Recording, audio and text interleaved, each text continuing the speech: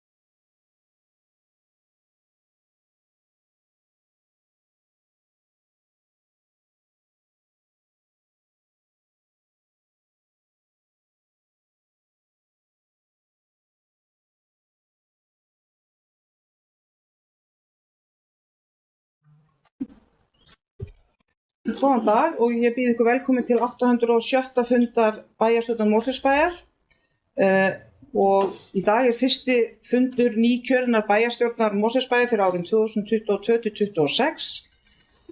Samkvæmt 6. grein samþykktar stjórn Mosfellsbæjar boðar sá fulltrúi í nýkjörinni bæjarstjórn sem á að baki lengsta setu í bæjarstjórn til fyrsta fundar nýkjörinnar bæjarstjórnar og stýrir fundi þar til forseti hefur verið kjörinn. Mér langar til þess að nota tækifærið og óska öllum nýkjörnum bæjarfulltrúum til hamingju, sérstaklega þeim sem koma hingað nýir og að hefja sín störf í þágu samfélagsins okkar og bæjarins okkar og óska eftir góðu samstarfi við alla bæjarfulltrúa. Þá held ég við höfum kannski ekki þessi orð mikið lengri, heldur vindum okkur bara í dagskrána. En þá er það forseti að setjast bara á sinn stað. Fyrsta mál á dagskrá, hér liggur fram í greinargerð yfirkjörstjórnar úrslit sveitarstjórnarkosninga sem fram fóru 14. maí 2022 og forseti hyggst lesa upp nöfn þeirra fulltrúa sem eru réttkjörnir. Það ekki búið að kjósa forseta þetta var saman. Hefur ekki eftir að kjósa forseta? Það verður gert á eftir, samkvæmt dagskrá. Já. En ég sem sé forseti á þessum fundi í krafti aldurs og reynslu, eins og ég sagði hér áðan. Já, ég ætla að lesa upp nöfn þeirra sem að hlutu kosningu í kosningunum 14. maí og það eru eftirtaldir aðilar: Halla Karen Kristjánsdóttir, B-lista Framsóknarflokks, Ásgeir Sveinsson, D-lista Sjálfstæðisflokks, Aldís Stefánsdóttir, B-lista Framsóknarflokks, Jana Katrín Knútsdóttir, D-lista Sjálfstæðisflokks, Dagný Kristinsdóttir, L-lista Vina Mosfellsbæjar, Sævar Birgisson, B-lista Framsóknarflokks, Rúnar Bragi Guðlaugsson, D-lista Sjálfstæðisflokks, Anna Sigríður Guðnadóttir, S-lista Samfylkingar, Örvar Jóhannsson, B-lista Framsóknarflokks, Lovísa Jónsdóttir, C-lista Viðreisnar og Helga Jóhannesdóttir af D-lista Sjálfstæðisflokksins. Þessi greinargerð lögð hér fram en ég gef orðið laust ef fólk vill ræða þetta plagg eitthvað nánar. Svo virðist ekki vera, þannig að umræðum lokið og málið lagt fram og umræðum lokið. Þá næsta mál á dagskrá, það kosning forseta og fyrst og annars varaforseta bæjarstjórnar og tillaga hér frá B, C og S-lista Önnu Sigríði Guðnadóttur sem forseta bæjarstjórnar til 1 árs eru aðrar tillögur. Svo virðist ekki vera og telst nú þá rétt kjörinn forseti bæjarstjórnar til 1 árs.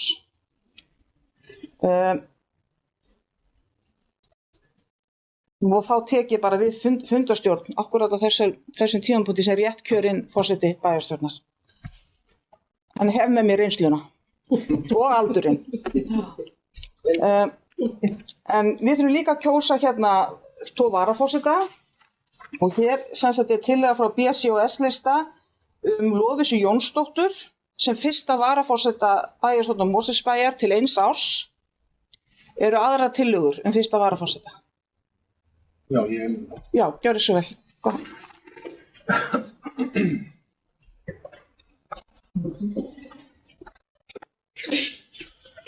Forseti, ég kemur upp undir kosningu fyrsta varaforseta í bæjarstjórn Mosfellsbæjar.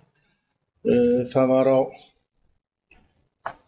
í gær eftirmiddag sem að ég fekk símtal frá bæjarfulltrúa Lovísu ýmis mál sem að lítur að kannski þessum praktísku hlutum sem við erum að ræða hér á þessum fundi, kosningar í nefndir og annað slíkt, og þar tjáum við meðal annars að það ætti að breyta nefndum og svo framvegis. Það er mjög gott að við erum búin að fá þessar upplýsingar fyrr og við rættum það ég og oddviti framsóknarmanna í dag, Harla Karen, og hún baðst afsökunar á þessum mistökum sem auðvitað alltaf geta orðið og við að sjálfsögðu verðum við þeim afsökunarbeiðni. En það er nú verið kannski svona til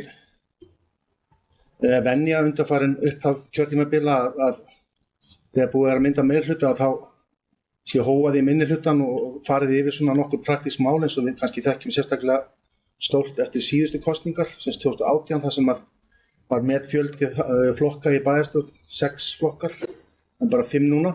Þar sem að við þurftum að gera miklar svona breytingar varðandi áheyrnarfulltrúa þannig að lýðræðið myndi nú ná fram að ganga og það tókst mjög vel að mínu viti. En það var ekki blásið til neins slíks fundar fyrir þennan fyrsta fund og við vorum með tillögu það, D-listinn, að D-listinn eða minnihlutinn myndi skipta með sér fyrsta varaforseta eins og var gert á síðasta kjörtímabili í meirihluta D- og V-lista og ég ætla að koma þá með þá tillögu sem að ég ætla að gera á slíkum undirbúningsfundi en þarf þá að gera það hér þar sem hann hefur ekki farið fram að koma með tillögu það að við höldum þessum vinnubröðum frá síðasta kjörtímabili sem ég held að hafa bara gengið ágætlega að minnihlutinn fái fyrsta varaforseta á kjörtímabilinu og þá skiptist hann þá á milli ég og L-lista. Takk fyrir. Já, einhverjir orðið laust. Lovísa, gjörðu svo.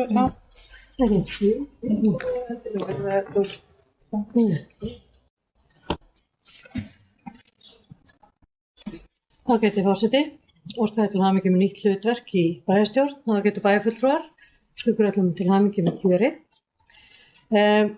Með vísan til framkomna tillögu frá ágætum bæjarfulltrúa Ásgeiri þá get ég upplýst að þetta fyrirkomulag sem átti sér stað á síðasta kjörtímabili var bundið við þá sérstöku stöðu sem upp var þá og við fórum tilbaka og skoðum hvernig þetta hafði verið og þessu hafði aldrei verið svona háttað fyrir á þessu eina kjörtímabili.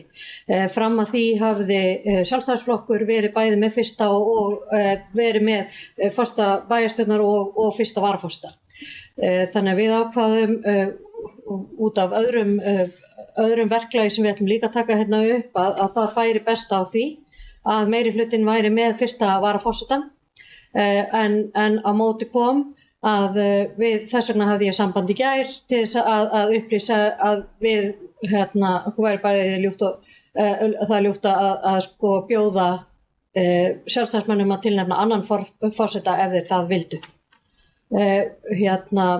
En þetta engin hefð, hvað var undirbúningsfundi og slíkt varðar eftir samtala okkar þá kynnti ég mér þetta aftur í tíman, ég kynnti mér þetta líka í öðrum bæjarfélögum og þetta var bara sérstakt sem að var uppi hérna síðast sko. Þannig að nú liggja málin mun skýrar fyrir, það er að segja að það horfði til þess að einungis einn bæjarfulltrúi sjálfstæðismanna fengi ekki að vera með á bæjarráði síðast allir aðrir myndu vera ef að við hefðum bara farið eftir lögunum og þess vegna var gerður annar samningur og þannig að þetta á sér allt sko málefnalegar og eðlilegar útskýringar.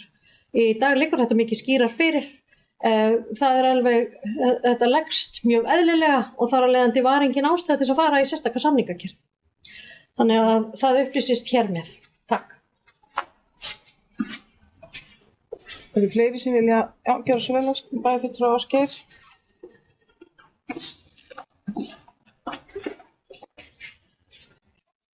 Forseti, takk fyrir svarið, Lovísa. Við erum einfaldlega bara að leggja hérna fram tillögu. Ég var ekki að vísa til neinar hefðar, en það reyndar ekki rétt að minnihluti og meirihluti hafi ekki sest niður í upphafi kjörtímabils, hversu formlegir sem þeir fundir eru. Og það hefði í langflestum tilfellum held ég alltaf komið símtal á milli minnihluta og meirihluta með meira en sólarhrings fyrirvara, sérstaklega þegar það liggur ekki fyrir málefnasamningur, það liggur ekki fyrir nefndaruppstilling. Það er nú verið að gera breytingar á nefndum hvað varðar sem við förum auðvitað yfir og eftir sem að lítur að áheyrnarfulltrúum meirihluta í öllum nefndum. En ég er ekki að vísa til nefna hefða varðandi fyrsta forseta bæjarstjórnar og ég er ekkert að horfa til annara sveitarfélaga. Ég er bara, okkar tillaga er sú að við viðhöldum þessum vinnubröðum sem að voru á síðasta kjörtímabili og það er í rauninni eina tillagan sem að þetta snýst um. Ég er ekki að vísa til hefða í því sambandi. Fleiri sem vilja tjá sig þetta? Svo virðist ekki vera, þannig að við greiðum atkvæði tillögu sem að hér hefur komið. Var hún send fundarritara? Nei, mér var sagt að það þyrfti ekki skriflega. Það er ekkert mál. Það er óskað eftir því. En hún er ekki skrifleg, en hún liggur ljós fyrir, þannig að ég held að sé rétt að við þurfum hann ekki skriflega. Þannig ég biði viðstadda að gefa mig merki. Hér hefur komið fram tillaga frá Sjálfstæðisflokknum að Sjálfstæðisflokkurinn hljóti fulltrúi frá þeim hljóti embætti annars fyrsta varaforseta, segi ég. D og L-lista á kjörtímabilinu. Bara minnihlutin fái. Minnihluti, já, takk. Og ég legg fram þessa tillögu og óska eftir að fólk gefi mér merki. Þeir sem eru samþykkið þessari tillögu rétt upp hönd. Það eru 5. Þeir sem eru mótfallir henni. Það eru 6. Þannig að tillagan er ekki samþykkt.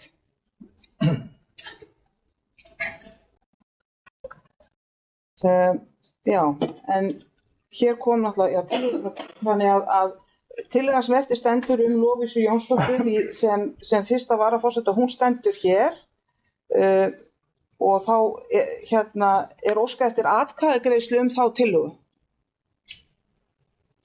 Svo virðist ekki vera, þannig að Lovísa þá væntanlega er þá rétt kjörin fyrsti varaforseti bæjarstjórnar Mosfellsbæjar. Og þá er það annar varaforseti.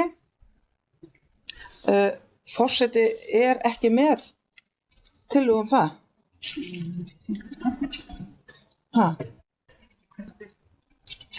Ef það er ekki til, þá leggjum við fram tillögu. Jú. Ég ætla ekki að gera smá fund af það.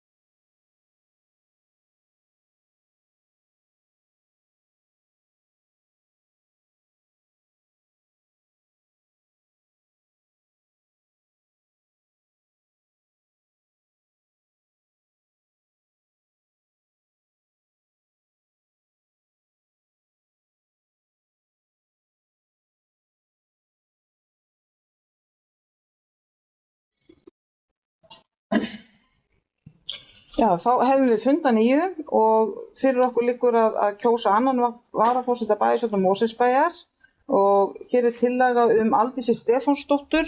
Eru aðrar tillögur? Svo virðist ekki vera og skoðast á Aldís Stefánsdóttir réttkjörin annar varaforseti bæjarstjórnar Mosfellsbæjar. Þá þessum lið fundarins lokið og næsta mál þriðja mál kosning í bæjarráð og svo breyting hefur orðið á að með fjölgun fulltrúa í bæjarstjórn upp í 11 að þá hefur verið fjölgað fulltrúum í bæjarráði í 5. Þannig að fyrir okkur liggur hér að kjósa 5 aðalmenn og 5 varamenn í bæjarráð og reyndar áheyrna fulltrúa líka.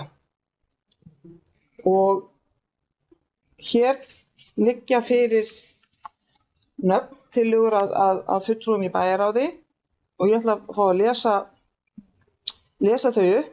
Það aðalmenn Halla Karen Kristjánsdóttir, B-lista, Ásgeir Sveinsson, D-lista, Anna Sigríður Guðnadóttir, S-lista, Jana Katrín Knútsdóttir, D-lista og Lovísa Jónsdóttir, C-lista. Varamenn Aldís Stefánsdóttir, B-lista, Rúnar Bragi Guðlaugsson, D-lista, Ólafur Ingi Óskarsson, S-lista, Helga Jóhannesdóttir, D-lista og Valdimar Birgisson, C-lista. Áheyrnar fulltrúi í bæjarráði Dagný Kristjánsdóttir, L-lista. Vara áheyrnar fulltrúi í bæjarráði Guðmundur Hreinsson, L-lista. Eru aðrar tillögur en þessar? Svo virðist ekki vera. Þá skoðast þessir aðilar rétt kjörnir aðalmenn og varamenn í bæjarráði Mosfellsbæjar til 1 árs. Ennfremur liggur frammi hér tillaga að Halla Karen Kristjánsdóttir verði formaður bæjarráðs til 1 árs. Eru aðrar tillögur? Svo ekki og skoðast á Halla Karen Kristjánsdóttir rétt kjörin formaður bæjarráðs Mosfellsbæjar til 1 árs. Þá liggur hér fyrir tillaga að Lovísa Jónsdóttir verði varaformaður bæjarráðs Mosfellsbæjar til 1 árs. Eru aðrar tillögur? Svo virðist ekki vera og skoðast á Lovísa Jónsdóttir rétt kjörin varaformaður bæjarráðs Mosfellsbæjar til 1 árs. Þá höfum við lokið þessum þætti fundarins og þá erum við komin á 4. máli og heiti þess máls ráðning bæjarstjóra.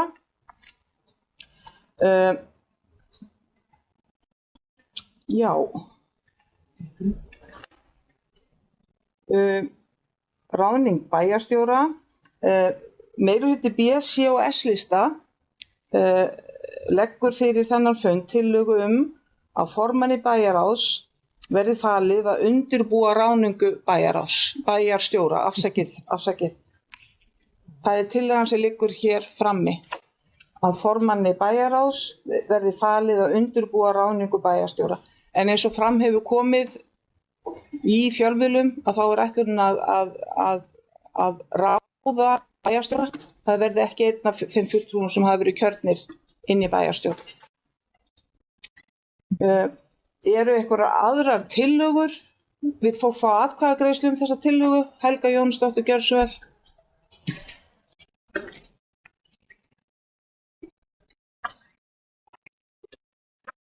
Forseti, hér tala ráðningu bæjarstjóra.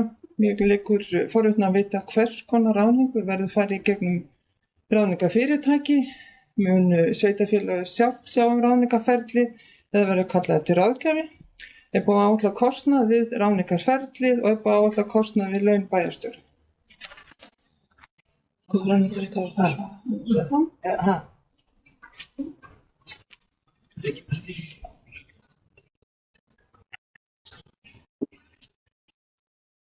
Forseti og kæru bæjarfulltrúar, varðandi þessa spurningu frá Helgu að þá erum við ætlum að sjálfsögðu að fara og fá aðstoð við ráðninguna, en varðandi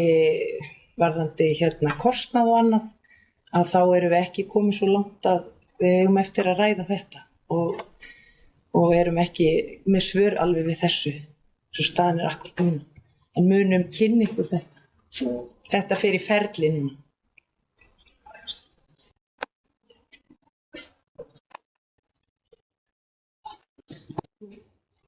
Ekki hafa fleiri óskað eftir að taka til máls. Þeir sem að samþykkja þessa tillögu vinsamlegast gefi merki með handauppréttingu. Það er 2, 4, 6, 7. Þeir sem eru á móti þessari tillögu vinsamlegast gefi merki. Það er engin, en það er hjáseta 4 í hjásetu. Í framhaldi af þessari ákvörðun þá er lagt til að Arnar Jónsson, staðgengill bæjarstjóra, gegni starfi bæjarstjóra þar til nýr bæjarstjóri hefur verið ráðinn. Og ég óska eftir að fólk gefi mér merki hvort það samþykki þessa tillögu eða ekki. Það eru 7. Já, er einhver á móti þessari tillögu? Svo er ekki, en 4 hjásetur. Þá hefur við lokið umfjöllun 4. mál og nú röðin komin af 5. máli og það er dálítið umfangsmikið því það er kosning í nefndir og ráð og samstarfsráð sem að fulltrúar Mosfellsbæjar taka þátt í. Og nú þarf ég að biðja smá þolinmæði, ég þarf að ná í skjalið sem að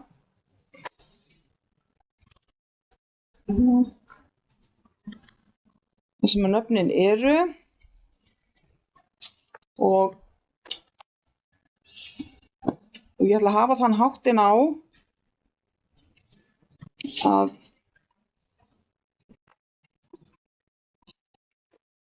mér sýnist að nefndirnar sem við erum að kjósa í, þær eru þeim er raðað hér í stafrófsröð, þannig að ég mun lesa þær upp í stafrófsröð. Ég mun lesa upp alla tilnefningar og svo kalla eftir því hvort það séu athugasemdir eða nýjar, ekki athugasemdir heldur nýjar tillögur. Má ég spyrja til fundarhlé? Fundarhlé, já. Við tökum stutt fundarhlé.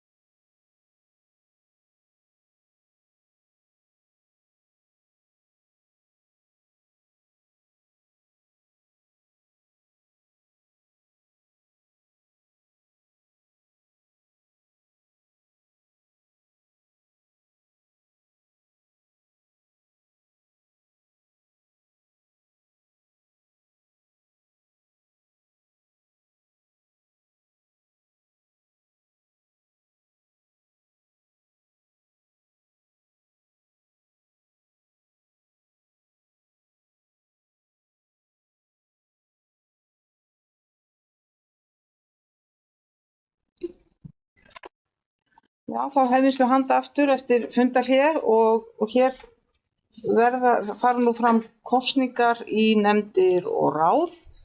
Við erum búin að kjósa í bæjarráð á þessum fundi þannig að fyrst það fjölskyldunefnd og ég mun lesa hér upp þá fulltrúa sem hafa verið tilnefndir sem aðalmenn, varamenn, áheyrnarfulltrúar og vara-áheyrnarfulltrúar. Og þá það fjölskyldunefnd. Það Sigríður Dóra Sigtryggsdóttir sem verður varaformaður nefndarinnar, Jana Katrín Knútsdóttir, Halla Karen Kristjánsdóttir, Hilmar Stefánsson og Ólafur Ingi Óskarsson sem verður formaður nefndarinnar. Varamenn í fjölskyldunefnd eru tilnefndir Bjarni Ingimarsson, Rúnar Bragi Guðlaugsson, Örvar Jóhannsson, Alfa Regína Jóhannsdóttir og Anna Sigríður Guðnadóttir. Áheyrnarfulltrúar eru tilnefndir Ölvir Karlsson og Dagný Kristinsdóttir, vara-áheyrnarfulltrúar Lovísa Jónsdóttir og Olga Stefánsdóttir. Þá held ég að við höldum bara áfram og við greiðum atkvæði allar þessar tilnefningar í einu á eftir og þá það fræðslunefnd.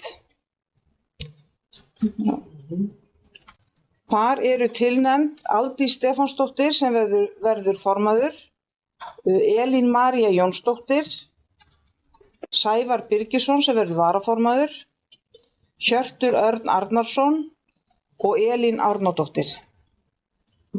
Varamenn eru tilnefndir Ólöf Sívertsen, Arna Björk Hagalinsdóttir, Hilmar Tómas Guðmundsson, Jana Katrín Knútsdóttir og Elín Eiríksdóttir. Áheyrnarfulltrúar Elín Anna Gísladóttir og Dagný Kristinsdóttir og vara-áheyrnarfulltrúar Valdimar Birgisson og Olga Stefánsdóttir. Þá erum við komin að íþrótt- og tómstundanefnd. Þar eru tilnefnd Erla Edvardsdóttir sem verður formaður, Rúnar Bragi Guðlaugsson, Leifur Ingi Eysteinsson sem verður varaformaður, Arna Björk Hagalinsdóttir og Atlas Hendrik Ósk Dagbjarts. Varamenn Þorbjörg Sólbjartsdóttir, Ásgeir Sveinsson, Grétar Strange, Hilmar Stefánsson og Kjartan Jóhannes Hauksson.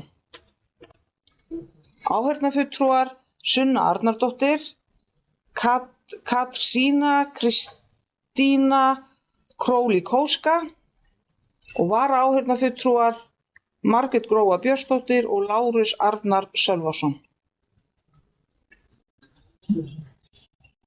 Þá erum við komin að lýðræðis- og mannréttindanefnd.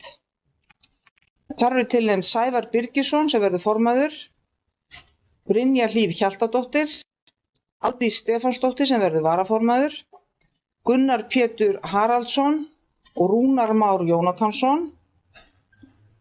Varamenn Rúnar Þór Guðbrandsson, Davíð Örn Guðnason, Hrafnhildur Gísladóttir, Helga Möller og Guðrún Þórarinsdóttir. Áheyrnarfulltrúar Ólafur Ingi Óskarsson og Kristín Nanna Vilhelmsdóttir, vara-áheyrnarfulltrúar Anna Sigríður Guðnadóttir og Kristján Erling Jónsson. Þetta var lýðræðisnefndin og þá er það menningar- og nýsköpunarnefnd og þar eru tilnefnd Hrafnhildur Gísladóttir sem verður formaður, Helga Möller, Hilmar Tómas Guðmundsson varaformaður, Franklín Ernir Kristjánsson og Jakob Smári Magnússon.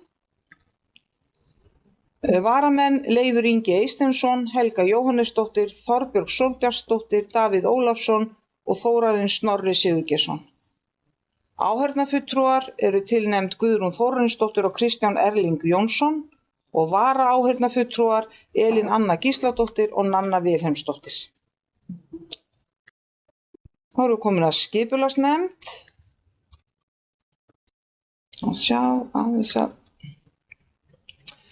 Þar eru tilnefnd Valdimar Birgisson sem verður formaður, Ásgeir Sveinsson, Aldís Stefánsdóttir sem verður varaformaður, Helga Jóhannesdóttir og Ómar Ingþórsson. Varamenn Lovísa Jónsdóttir, Hjörtur Örn Arnarsson, Rúnar Þór Guðbrandsson, Ragnar Bjarni Sóeka Hreiðarsson og Anna Sigríður Guðnadóttir. Áheyrnarfulltrúar Stefán Ómar Jónsson, Haukur Örn Harðarsson, en þarna virðist mér vanta að vara áheyrnarfulltrúa.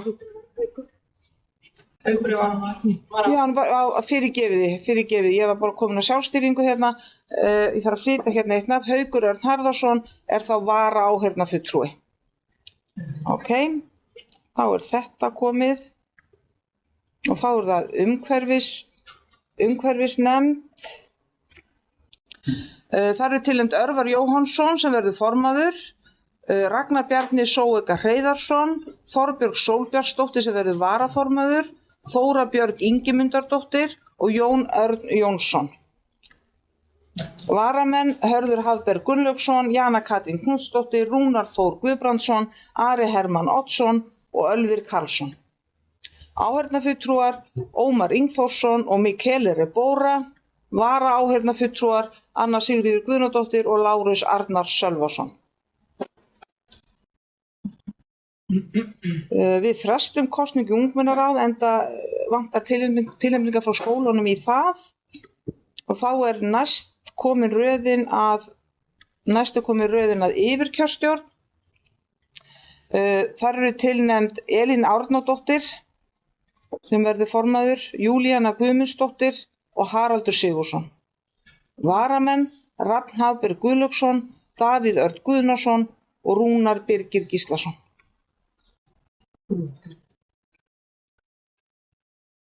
Og nú sýnist mér ég ekki verið með fleiri nefndir inn á þessu skjali hjá mér. Okkur Ég bara fengið að sjá hérna.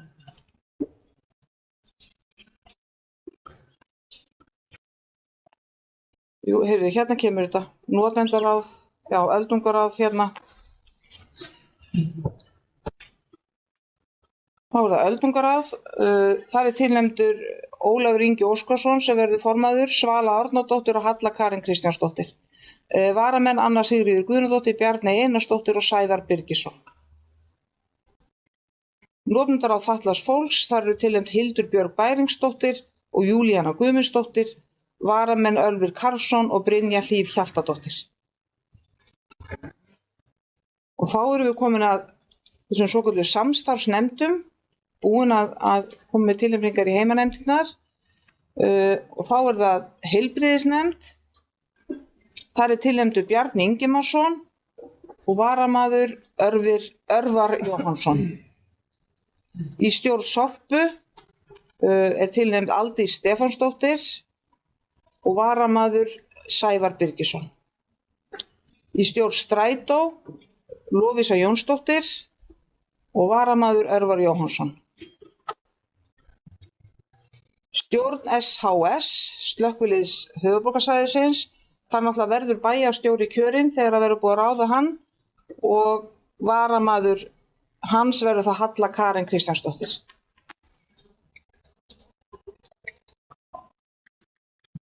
Stjórn SSH, það er það sama, þar verður bæjarstjóri fulltrúi og varamaður hans verður Aldís Stefánsdóttir.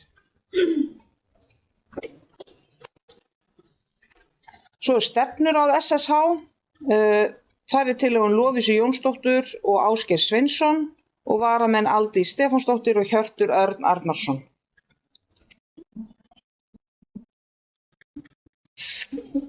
Stefnuráð áfangastaðarins höfuðborgarsvæðið, þar eru tilnefnd Lovísa Jónsdóttur og Ásgeir Sveinsson. Samstarfsnefnd skíðasvæðanna, þar er tilnefndur Sævar Birgisson og varamaður Valdimar Birgisson. Svæðisskipulagsnefnd höfuðborgarsvæðisins, þar eru tilnefnd Aldís Stefánsdóttir og Ásgeir Sveinsson og til vara Valdimar Birgisson og Helga Jóhannesdóttir. Almannavarnanefnd höfuðborgarsvæðisins, þar mun bæjarstjóri sitja og svo er hér tilnefndur Ásgeir Sveinsson. Varamenn eru Sævar Birgisson og Jana Katrín Knútsdóttir. Og þá sýnist mér ég hafa tæmt þennan lista Ég biðja fundarritara að fullvissa mig það að ég hafi tekið eftir þessu öllu. Þannig að hér liggja frammi þessar tillögur og ég bara opna þá umræðu ef óskað eftir umræðu þessar tillögur.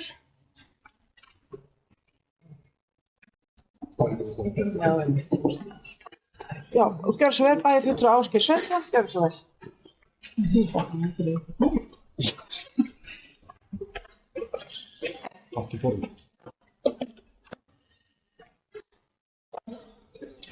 Forseti, ég kem hér upp undir liðnum kosningar í nefndir og ráð, ekki heiti, og ég hér með tillögu að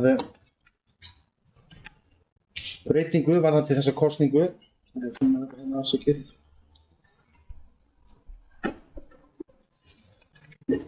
Hérna, rúmið þetta.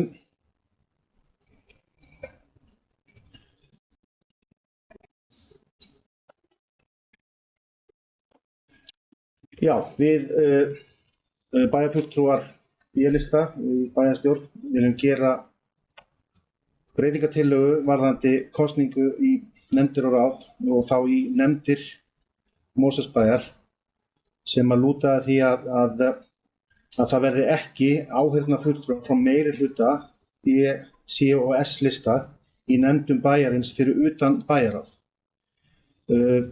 Þessir flokkar sem að mynda hér meirihluta í bænum, nýskipaðan meirihluta, þau eru með auðvitað meirihluta í nefndunum, þau eru með 3 af 5 í stærri nefndunum og ég hef fullan skilning og við hjá D-listanum að það sé verið að bjóða L-lista sem á ekki samkvæmt reglum kost á fulltrúa í nefndir, að þeim verði boðinn áheyrnarfulltrúi sem fulltrúar í minnihlutanum. Við þekkjum þetta frá síðasta kjörtímabili, eins og ég sagði hérna áðan, að þá þurftum við að fara í heilmikið púsluspil þar með stóran bæjarstjórnarhóp, þar sem voru 6 flokkar og það var gert samkomulag þar milli meirihluta og minnihluta hvernig það raðaðist. En að setja áheyrnarfulltrúa inn í nefndirnar frá meirihlutanum líka er eiginlega bara algjörlega óskiljanlegt. Þetta verður að vera þannig að það var alltaf gott að fá svör við því hvers vegna það er gert. Það er engin tilgangur á okkar mati að bæta við þessum áheyrnarfulltrúunum annar en sá að það er verið að úthluta í rauninni launuðum bitlingum til flokkana, sérstaklega C og S lista sem eru þá með bara 1 bæjarfulltrúa vegna þess að þessir áheyrnarfulltrúar eru án kosningaréttar, áheyrnarfulltrúarnir nefndunum og meirihlutin verður að treysta hvort öðru það mikið að þau þurfi ekki að hafa alla flokkana inn í öllum nefndum. Þannig að þetta er algjörlega fáheyrt að koma með þessa tillögu að það séu áheyrnarfulltrúar frá meirihlutanum sem eru þegar með meirihluta í nefndunum. Ég er ekki að tala um minnihluta áheyrnarfulltrúa og ég skil ekki tilganginn annan en þennan. Og okkur ber að gæta hagsmuna Mosfellsbæjar í hvívetna við sem erum kosin hér í bæjarstjórn og þetta er ekkit annað en eyðsla á skatti. Þetta kostar, ég fekk nú reyndar að sjá þess að nefndir núna klukkan 4 hvernig þær væru hérna samansettar og þá sáum við að þarna var gert ráð fyrir þessu í tillögum meirihlutans en eftir því sem ég er búin að reikna þetta upp hérna í flýti að þá sýnist mér að þetta kosti 14 milljónir á kjörtímabilinu að bæta inn þessum áheyrnarfulltrúum sem er algjör óþarfi af okkar mati. Þannig að þetta er ekki góð byrjun á fjárhagsstýringu nýs meirihluta að koma við þessa tillögu. Þannig að við leggjum fram formlega tillögu það að áheyrnarfulltrúar í meirihlutanum þeir verði ekki inn í þessum nefndum heldur eingöngu áheyrnarfulltrúa frá vinum Mosfellsbæjar L-lista fyrir utan í bæjarráði. Þannig að það er tillagan og ég get sent hana til fundarritara. Takk fyrir. Já, eru ykkur fleiri sem vilja tjá sig, Lovísa, bæjarfulltrúi Lovísa, gerðu svo vel.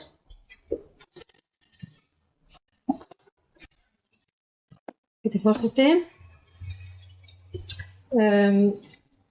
Vegna framkominnar tillögu þá er mér bæði ljúft og skylt að upplýsa að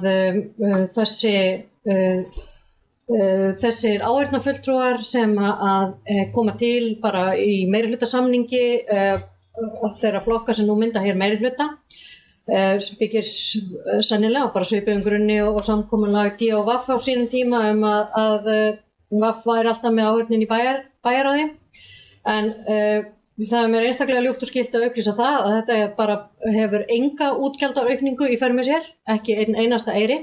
Vegna þess í fjárhagsáætlun bæjarins er gert ráð fyrir 2 áheyrnarfulltrúum í allar nefndir og það verður farið nánar yfir þetta hérna á eftir en við erum að fella út ýmsan kostnað svo sem einhvern símastyrk og bifreiðastyrk sem að forseti og formaður bæjarráðs hefur notið á undanförnum árum. Það er verið að fella út álag aðalfulltrúa sem ekki sitja í bæjarráði. Við erum að spara heilmikinn pening á því að hafa sameinað heilbrigðisnefndin okkar þannig að við erum með þessu að endurráðstafa pening sem þegar er í fjárhagsáætlun með þeim hætti að við getum bæði haft þessa áheyrnarfulltrúa og gert fleiri breytingar sem að við komum hérna inn á eftir undir öðrum lið. Þannig að þetta eru óhagþarfa áhyggjur, þetta er enga krónur úr kassa skattborgara Mosfellinga fyrir þessa breytingar. Já, svo vel bæjarfulltrúi Ásgrímur.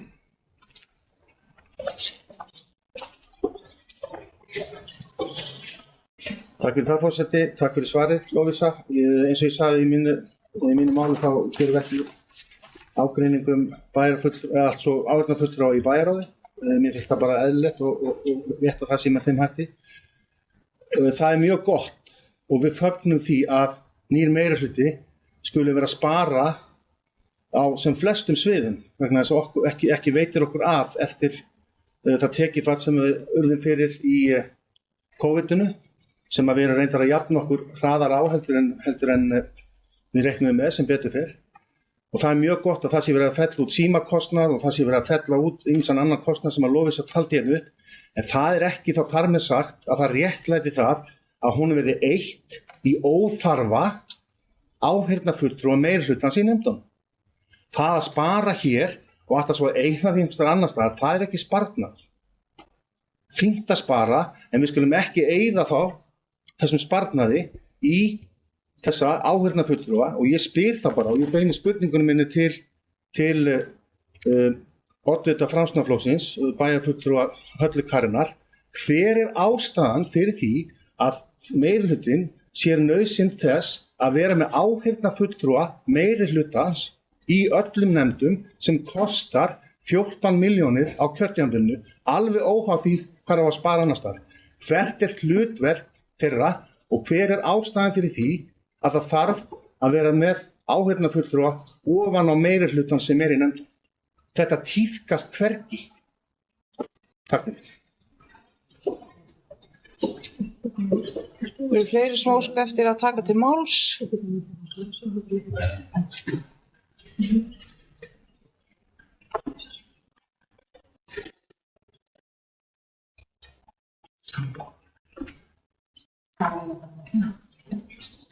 Eru fleiri sem óska eftir að taka til máls? Já, gjörðu svo vel.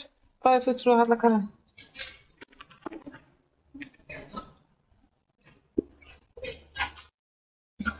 Það sem Ásgeir forseti, það sem Ásgeir baði mig að svara þessu, þá ætla ég nú bara að koma hér og segja það að þetta er bara hluti af okkar samkomulagi og þessar 14 milljónir sem þú talaðir það eru náttúrulega órökstuddar en allavega þetta er bara hluti af okkar samkomulagi og eins og Lovísa sagði ég er bara algjörlega sammála því sem hún talaði hér á. Takk. Fleiri sem óska eftir að taka til máls. Bæjarfulltrúi Rúna Bragi.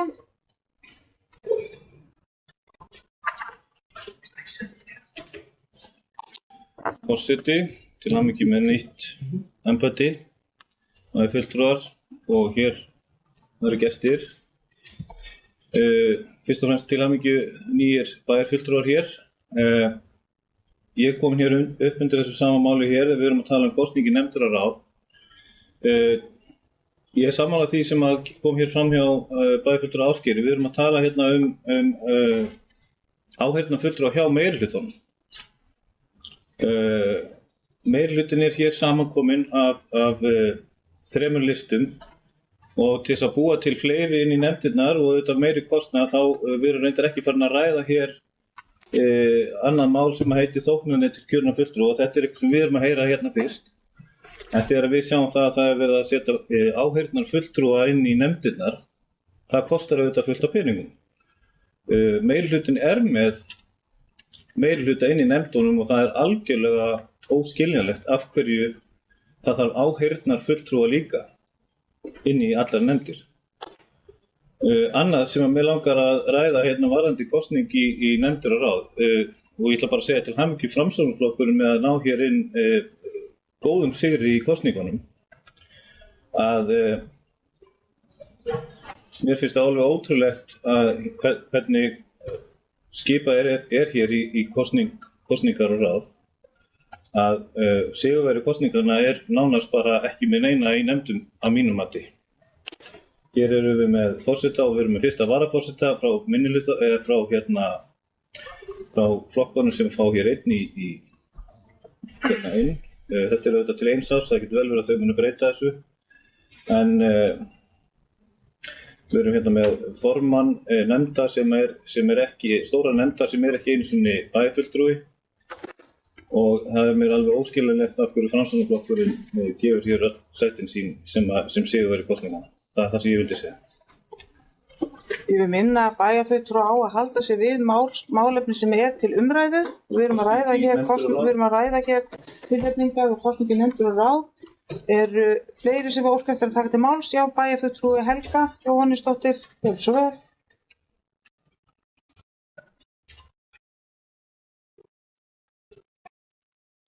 Forseti, hér undir kosningi nefndir og ráð.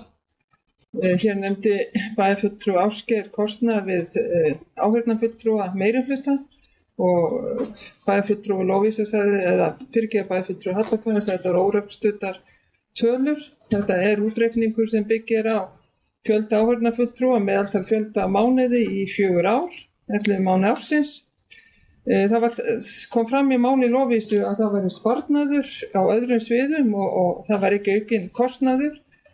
Ég spyr bæjarfulltrúa Lovísu, hvað er áætluð kostnað við þessi áheyrnarfulltrúa og hver áætluð sparnaður sem nefndur var hér áðan á móti? Fleiri sem óska eftir að taka til máls dagskrármálið kosningar í nefndir og ráð. Rúnar Bragi óskar eftir að taka til máls, gjörðu svo vel Rúnar Bragi.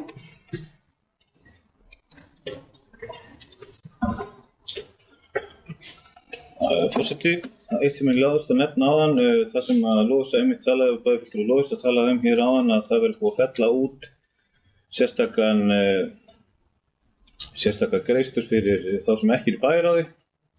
Það var farið fram á það hjá minnihlutanum hér á síðasta kjörtímabili að það yrði greiddar slíkar greiðslur til þeirra sem ekki væru í bæjarráði svo þeir gætu undirbúið sig betur. Núna kemur meirihlutinn og ætlar að taka það út. Það er greiðslur fyrir þá bæjarfulltrúa sem ekki eru í bæjarráði og spara þar á móti en setja inn í nefndirnar. Ég vil þá bara spyrja líka af hverju er verið að taka það út þar sem að það var mjög mikilvægt á síðasta kjörtímabili að þeir bæjarfulltrúar sem ekki sætu í bæjarráði fengju í raun og veru styrk til þess að kynna sér betur málefnin. En hér talar hún það að það sé búið að fella það niður og þau ætla að fella það niður til að spara. En þetta var grundvallaratriði fyrir minnihlutann á síðasta kjörtímabili. Fleiri sem óska eftir að taka til máls undir liðnum kosning í nefndir og ráð. ekki verið að beina spurningum? Ég ætlaði að spyrja, sko, ef að, þú veist, þarf ég að biðja orðið til að svara þessum spurningum? Já, það hefst að gera það því þá vil ég bara fá allar spurningar fram, sko, áður en ég svara. Fyrirgefiði, forseti getur ekki vita hvort fólk er ekki skylt að koma upp í pont og svara mismunandi spurningum sem framkoma, þannig að það þarf að gefa forseta merki ef fólk vil koma í pont og það gildir alla hér inni. Þannig að gjör svo vel bara. Ég veit ekki hvort allar spurningar séu konar fram og ég er búin að tala einu sinni, þannig að ég ætla ekki að biðja orðið. Það er til að svara bæjarfulltrúi Rúna Bragi, það er forsetinn í stjórn á þessum fundi, takk fyrir. Þegar er verið að svara spurningum þá telst það ekki sem ræðuskipti, þannig að bæjarfulltrúi Lovísa getur komið og svara þessum spurningum en hefur ekki þar með notað bæði sín skipti til að tala. Varðandi spurningu frá bæjarfulltrúa Helgu með þessa útreikninga og slíkt, þá ætla ég að með fullri virðingu að fá að geyma það þar til við förum í liðin launagreiðslur. Þar mun ég fara yfir það. Og varðandi spurningu frá bæjarfulltrúa Rúnari lestrarálagið, að þá var þetta allt saman hluti af samkomulagi sem var gert við meirihlutann, þar sem að það stóð meirihlutinn þá sem samanstóð af D- og V-lista ætlaði að fella niður greiðslur til áheyrnarfulltrúa í bæjarráði og taka öll laun af áheyrnarfulltrúum í bæjarráði. Þannig á þeim grundvelli var þetta samkomulag gert og þær greiðslur voru töluvert lægri heldur en það sem að sem að þau fengi sem fullgildur fulltrúi. Því við skulum muna það að það er lögbundin skylda að vera með áheyrnarfulltrúana þarna inni, þannig að þetta var allt saman hluti af frekar flóknu samkomulagi sem að við erum aðeins að vinda ofan af hér vegna þess að nú er staðan önnur og endurráðstafa peningum. Takk. Eru fleiri sem vilja kveðja sér hljóð undir þessum lið, kosning í nefndir og ráð? Já, bæjarfulltrúi Aldís Stefánsdóttir, gjörðu svo vel. Forseti og aðrir bæjarfulltrúar. Mig langaði bara að nefna að í kjölfar þessara umræðu að þessi vera áheyrnarfulltrúa í öllum nefndum fyrir hönd meirihlutans sem hluti af okkar meirihluta samkomulagi, eins og bara önnur samkomulag sem gert er á þessum vettvangi hér og annar staðar og það er engin ástæða til þess að bæjarfulltrúar Sjálfstæðisflokksins þurfa ekkert á neinar áhyggjur af því að Framsókn hafi ekki sína rödd í nefndum bæjarins. Við treystum okkur fyllilega til þess að vera í þéttu og góðu samstarfi bæði við samstarfsflokka okkar og aðra hérna við borðið í öllu nefndarstarfi. Til hvers er þetta ráðum? Við þurfum ekki að svara því. Bæjarfulltrúi Ásgeir Sveinsson, ég vil áminna að vera að kalla ekki úr, já, ég vil bara áminna að vera ekki að kalla úr sætiðinu og kallast á við. Nei, ég er bara áminna að gera þetta ekki. Ég mun tilkynna það sérstaklega ef ég veit áminningar. Ég bið ykkur öll að tala ekki úr sætum ykkar og alls ekki fara í 2 manna tal við fólk sem stendur í pontu. Ég hef bara borið þá von í brjósti að umræðan bæði hér og í öðrum nefndum verði uppbyggilegri heldur en þetta og ég vona að þetta sé ekki byrjunin á og svona vísirinn af því sem koma skal. En auðvitað gott að ræða þessu mál, fá þetta allt upp á yfirborðið og gera það okkur skátt. En þetta er bara partur af okkar meirihluta samkomulagi og að hafa þetta svona. Eru fleiri sem vilja kveðja sér hljóðs undir þessu máli? Kosningi nefndir og ráð? Svo virðist ekki vera, það liggur fyrir tillaga. Nú veit forseti ekki hvort hún hefur borið skriflega. Það væri, ef svo er, þá væri ágætt að fá hann til að lesa hann upp. Er ekki betra að ég lesa hann upp í heyranda hljóði þannig að hún á að hafa komið hérna í tölvupósti.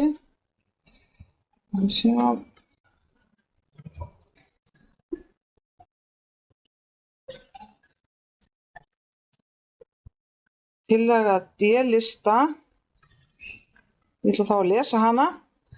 Bæjarfulltrúar D-lista leggja fram tillögu að ekki verða áheyrnarfulltrúar í meirihluta B, C og S-lista í nefndum bæjarins fyrir utan bæjarráð. Þetta er tillagan.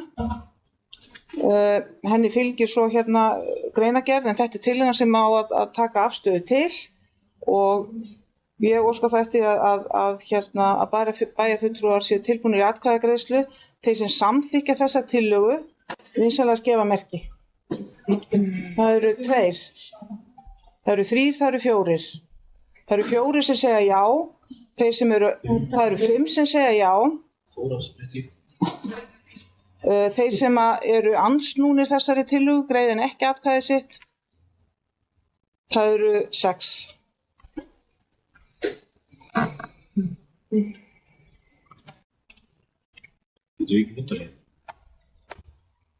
Það er óskað eftir fundarhléi og forseti fellst á það.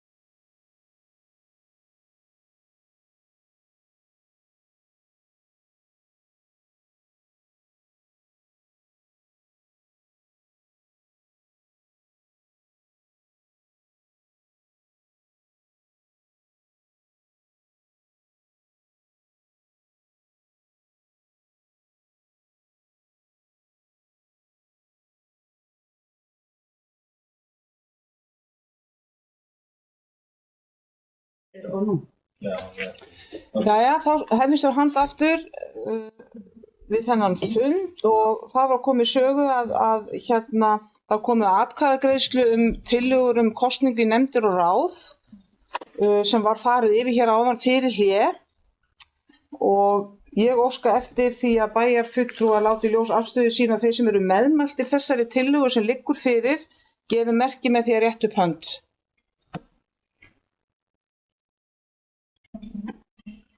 Tveir, 4, 6, 7, 8, 9, 10, 11 manns.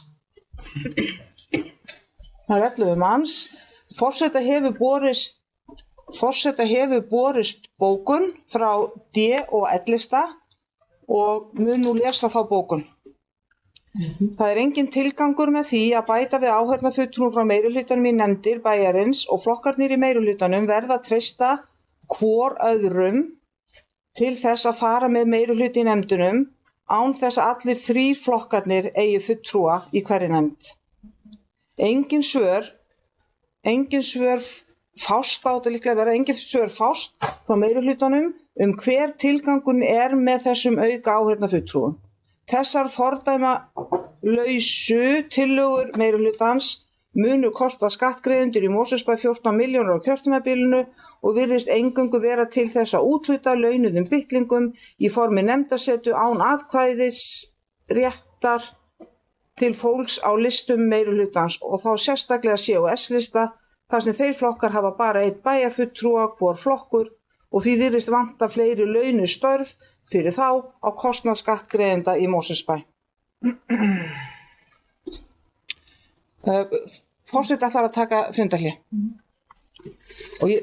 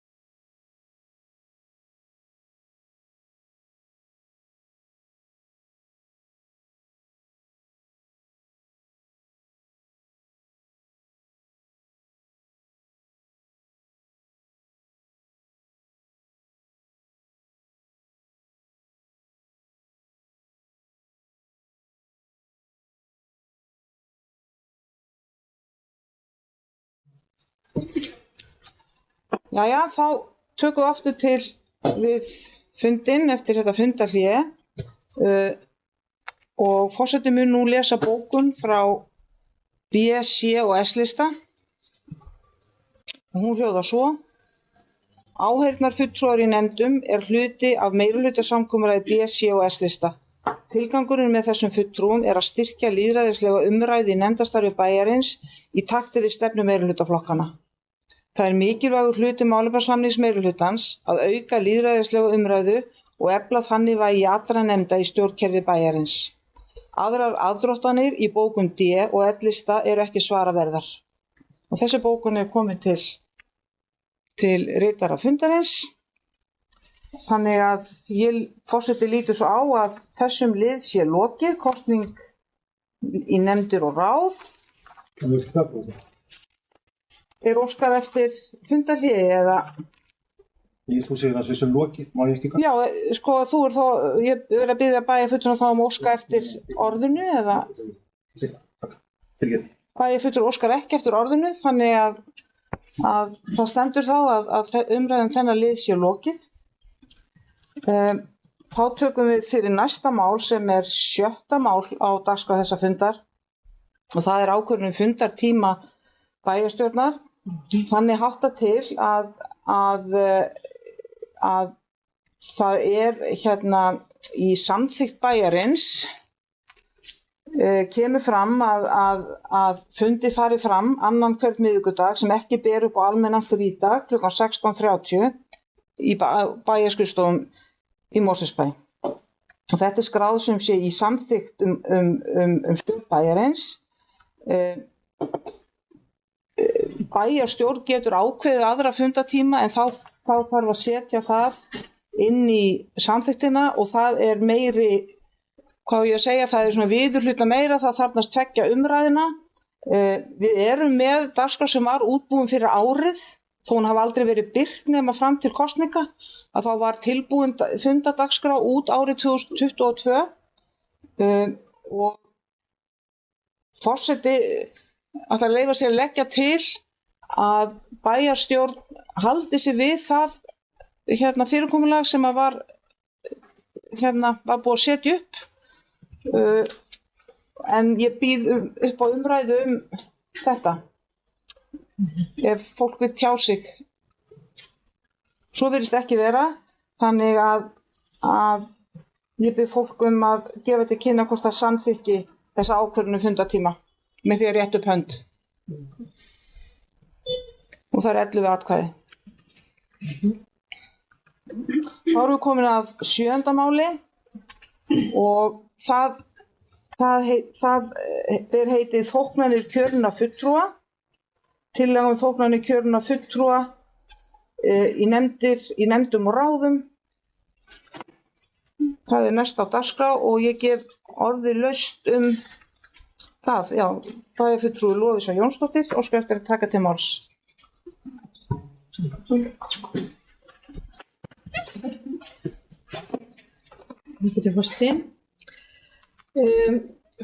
Hér liggur fyrir inni á þessu máli tillaga sem að var nú ekki send út með fundaboði þar sem að hún var ekki tilbúin þá en við vildum engu að síður kynna núna á þessum fundi og við getum svo felja forseta, ef ég fel ekki, svo setja það náttúrulega bara í hendur eða forseti hefur það í hendi sinni hvernig við afgreiðum það síðan áfram. En hér eru umtalsverðar breytingar, ef maður getur sagt sem svo, á nefndarlaunum frá því síðasta kjörtímabili sem við erum náttúrulega aðeins búin að koma inn á, en ég ætla þá að fara yfir betur núna. Almennt séð erum við ekki með neinar hækkanir, það að segja að launin eru reiknuð sem ákveðin prósenta af þingfararkaupi og það við höldum okkur við þá prósentu og höldum okkur þar með innan þess fjármagn sem gert ráð fyrir í allt nefndarstarf bæjarins. ég ætla nú kannski ekki að fara alveg lið fyrir lið yfir þetta annað en að árétta það sem að ég sagði hérna fyrr í þessari pontu að við erum að fella út ýmsar svona aukasporslur sem að voru hérna einhverju fastur símapeningur og einhvers fastur aksturspeningur. Síðan var föst þóknun inni fyrir fyrsta varaforseta í bæjarstjórn. Við fellum þann lið líka í burtu. Við höfum, nú þarf ég að hafa sko hitt hérna opið fyrirgefið til hliðar svo ég svona gleymi nú ekki neinu. Já, síðan fellur burt þetta, það sem stendur stóð inn í launatöflunni, fast álag aðalfulltrúa sem ekki fær greidd laun fyrir setu í bæjarráði. Við fellum þann launalið í burtu enda var það hluti af samkomulagi frá síðasta kjörtímabili og óeðlilegt að halda því inni.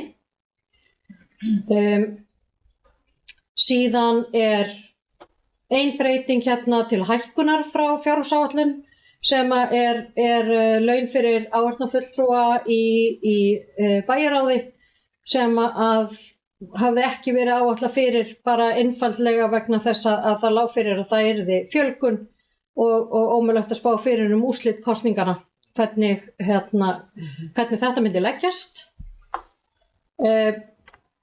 Við í núverandi fjárhagsáætlun gert ráð fyrir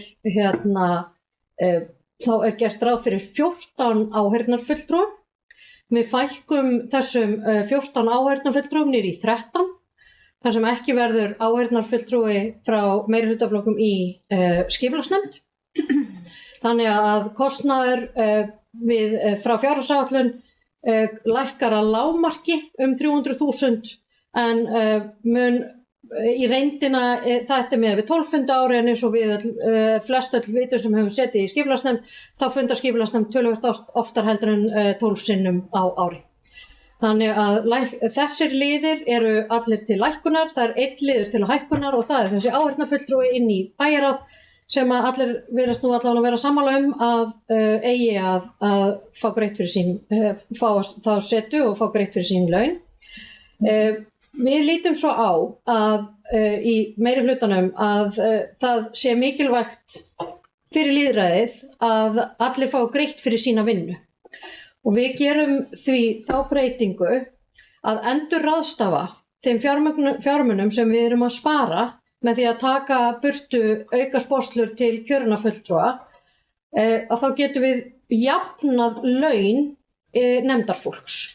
Það hefur nefnilega verið þannig undanfarin kjörtímabil að nefndarfólk í nefndum sem hafa verið kallaðar minni nefndir hafa fengið lægri mánaðarlaun heldur en fólk sem hefur setið í nefndir sem kallast stærri nefndir. Þetta ætlum við að jafna. Einhverjum hluta vegna þá var það nú engu að síður þannig að formenn í þessum nefndum hvort sem þær töldust stórar eða litlar fengu sömu greiðslur sem að leiddi til þess að formenn í minni nefndum voru með 3 sinnum hærri laun heldur en aðri nefndamenn. Það finnst okkur óeðlilegt. Þannig að við viljum jafnræði með öllum þeim sem starfa í nefndum bæjarins og legg áherslu á það aftur að þetta hluti af átaki okkar, áherslu okkar að auka lýðræðislega umræðu og nefndarstarf í bænum, öllum bæjarbúum til hagsbóta. Þannig að við leggjum fram tillögu að launaliðnum eins og þetta liggur fyrir núna. Og já, ég held að ég hafi ekki fleiri orð um það nú. Óskar einhver eftir að taka til máls undir þessum lið? Bæjarfulltrúi Rúnar Bragi óskar eftir að taka til máls. Gjörðu svo vel, bæjarfulltrúi.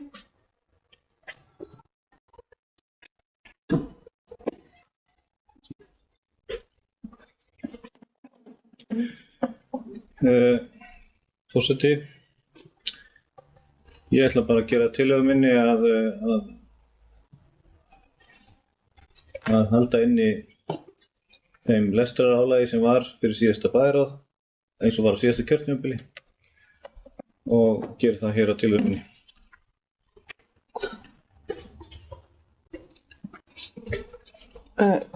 Forseti vill óska eftir því við bæjarfulltrúann hann sendi þessa tillögu til ritara fundarins. Eru fleiri sem vilja taka til máls þessa tillögu? Svo ekki. Forseti vill þá nefna að eins og kom hér fram í máli bæjarfulltrúa Lovísu Jónsdóttur, þá kom þessi tillaga sent fram, við gerum okkur grein fyrir því. Við getum ákveðið sem fundur með 2/3 hluta atkvæða að afgreiða þessa tillögu hér á þessum fundi ef viljið er til þess, eða bara leggja hana fram og afgreiða hana á næsta bæjarstjórnarfundi. Þannig að já, við erum að velta fyrir hvernig ég ætti að kanna hug nefndar bæjarstjórnarmanna til þessarar afgreiðslu. Já, kannski taka stutt fundarhlé.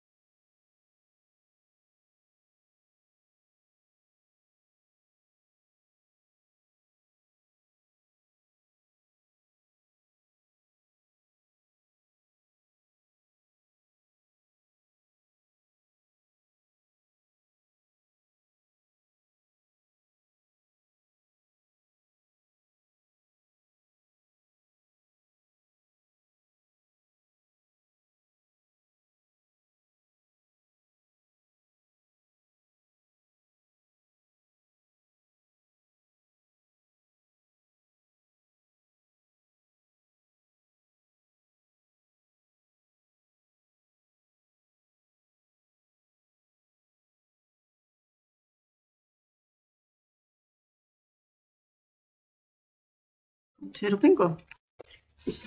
Þá hefjumst við handa að nýju og við höfum verið hér að fjalla 7. mál, þóknanir kjörinna fulltrúa. Það hefur komið fram tillaga frá bæjarfulltrúa Rúnari B. Guðlaugssyni sem ég mun nú lesa og bera undir atkvæði. Tillagan hljóðar svo: Legg til að áfram verði greitt lestrarálag til þeirra bæjarfulltrúa sem ekki sitja í bæjarráði eins og var á síðasta kjörtímabili. Ég bið bæjarfulltrúa að taka þátt í atkvæðagreiðslu. Þeir sem samþykkja þessa tillögu eru 3, 4, þeir sem eru mótfallnir 6 og 1 hjáseta.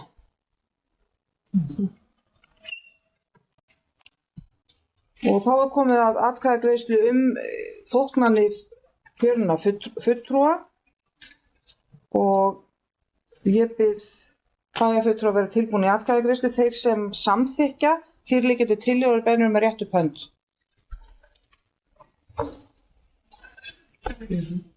7 segja já. Er einhverjir á móti? Það er enginn á móti og þá er það 4 hjásetur.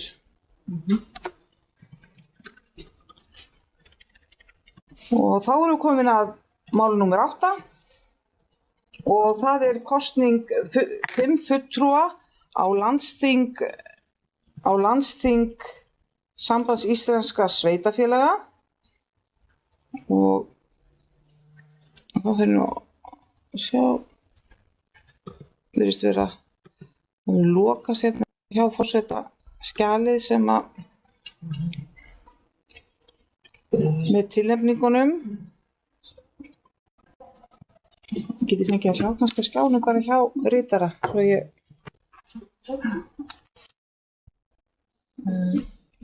já, það er tillaga, það liggur fyrir tillaga að fulltrúar Mosfellsbæjar á landsþingi Sambands íslenska sveitarfélaga verði Halla Karen Kristjánsdóttir frá B-lista, Lovísa Jónsdóttir frá C-lista, Anna Sigríður Guðnadóttir frá S-lista, Ásgeir Sveinsson frá D-lista og Jana Katrín Knútsdóttir frá D-lista. Kosningu varamanna er frestað. Það virðist ekki vera upplýsingar varamenn. En varamenn... Það var hjá okkur. Ég hélt að það hefði verið. Sjá. Landsþing. Já. Það voru bara þeir 3, sko bara. Þeir 3? Já. Já, en fyrir D-lista. Ásgeir og Helga og Rúna og Jana. Einhver vara, voru þið ekki líka með einhvern var? Já, frá ég og Helga sem var á. Það er þú að vera kjörni fulltrúa. Já, þannig að það ekki bara... Já. Getum við ekki bara laga það? Jú, ég get bara forseti sér að þetta er ekki í skjalinu sem hann var með sko, en forseti þykist muna og þekkja nöfnin á viðkomandi fulltrúum, þannig að forseti var búin að lesa upp aðalfulltrúana og það verða til vara Aldís Stefánsdóttir, Sævar Birgisson, Örvar Jóhannsson, Rúnar Bragi Guðlaugsson og Helga Jóhannesdóttir. Og þar sem ekki kom aðra tillögur þá skoðast þessir bæjarfulltrúar réttkjörnir til setu á landsþingi Sambands íslenska sveitarfélaga, ekki samvinnufélaga. En núna er lokið þessum stóra og mikla kafla á þessum fundi, sem kosningakaflanum, en fundunum er langt í frá lokið, sjálfum bæjarsættarfundunum, því að nú koma nefndir, það er bæjarráð, það reyndar bara einn bæjarráðsfundur sem að liggur fyrir okkur að staðfesta. Það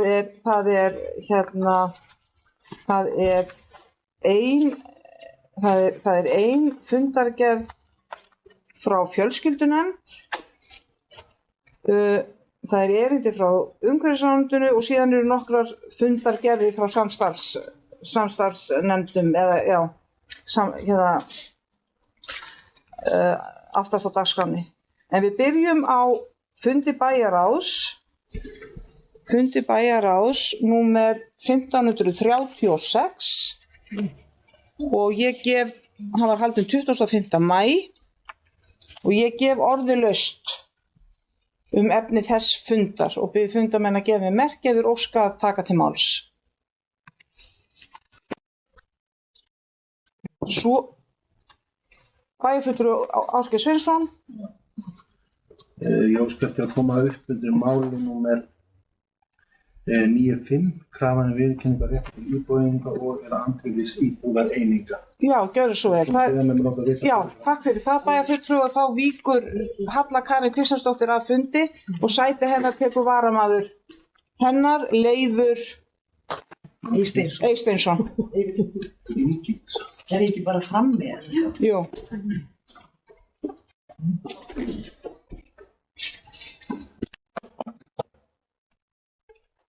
Í 5 Ásgeir. Jú.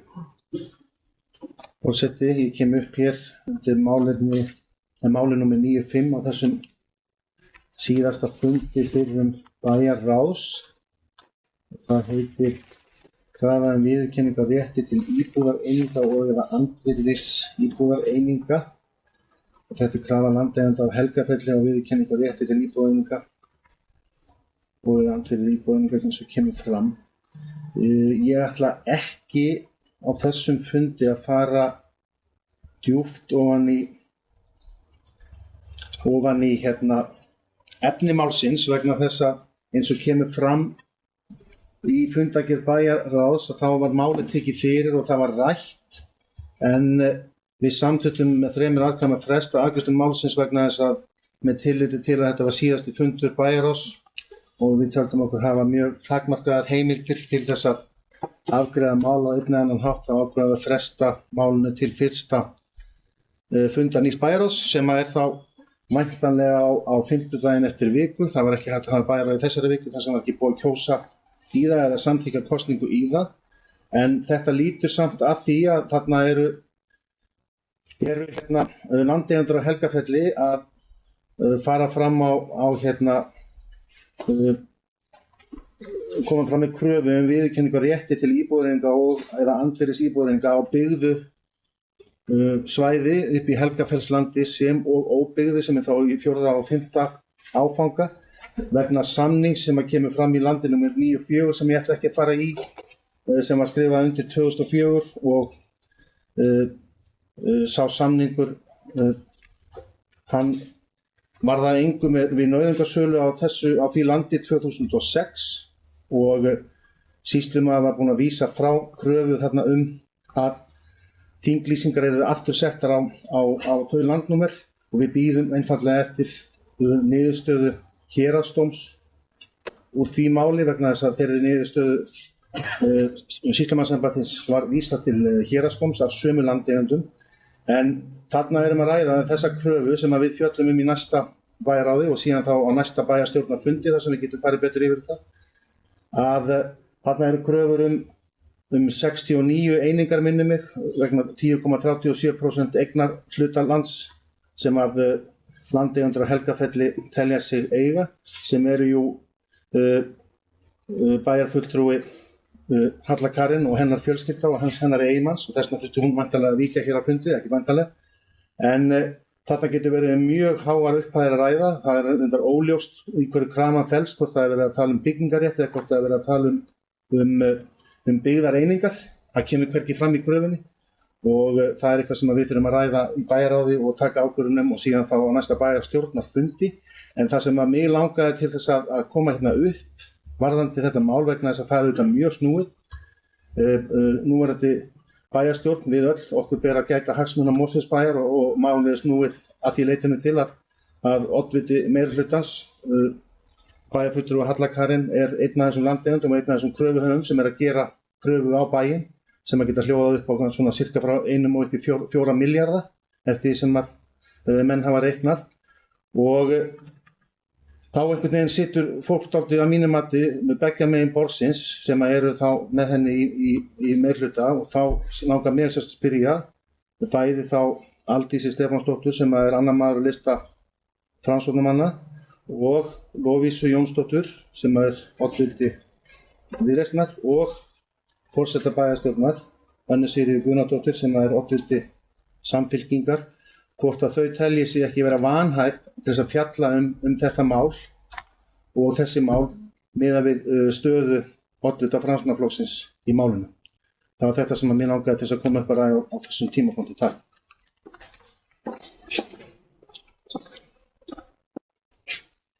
Eru fleiri sem óska eftir að taka til máls?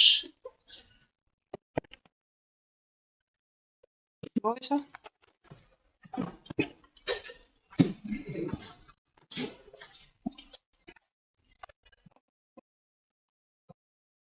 Já, takk fyrir.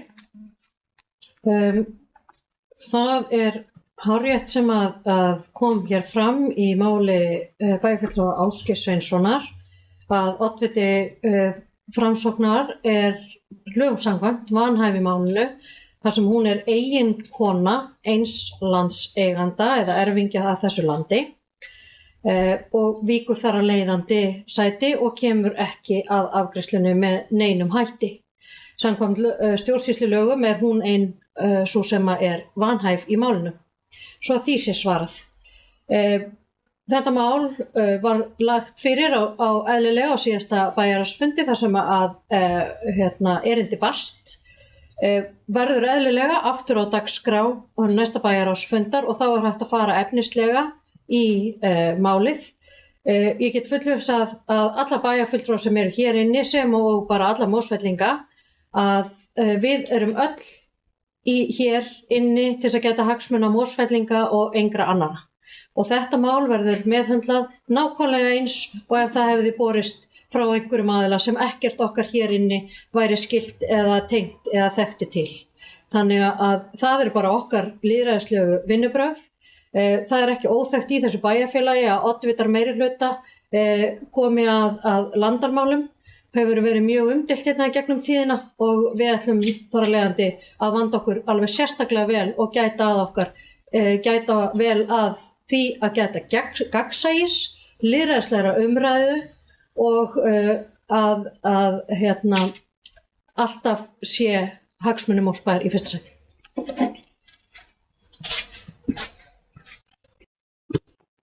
Bæjarfulltrúi Aldís gjörðu svo vel.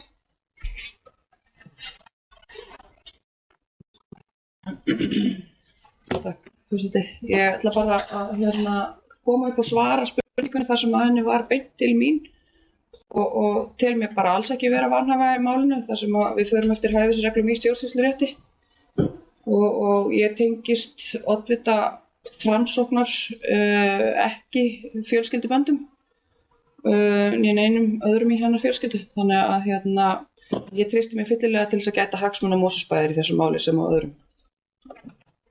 Forseti hefur gefið sjálfur sér orðið.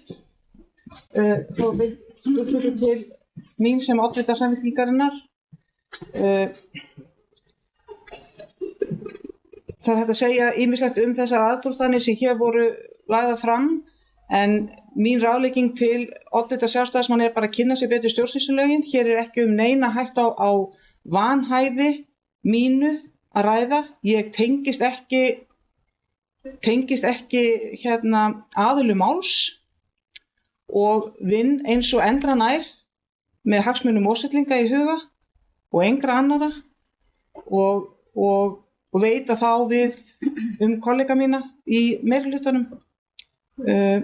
Fleiri orð ætla ég bara ekki að hafa þetta. Takk.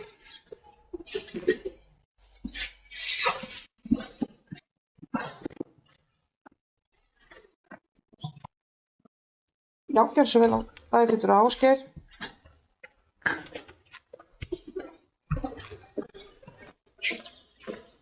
Forseti, ég þakka Aldísi, Lovísu og forsetanum fyrir svörin.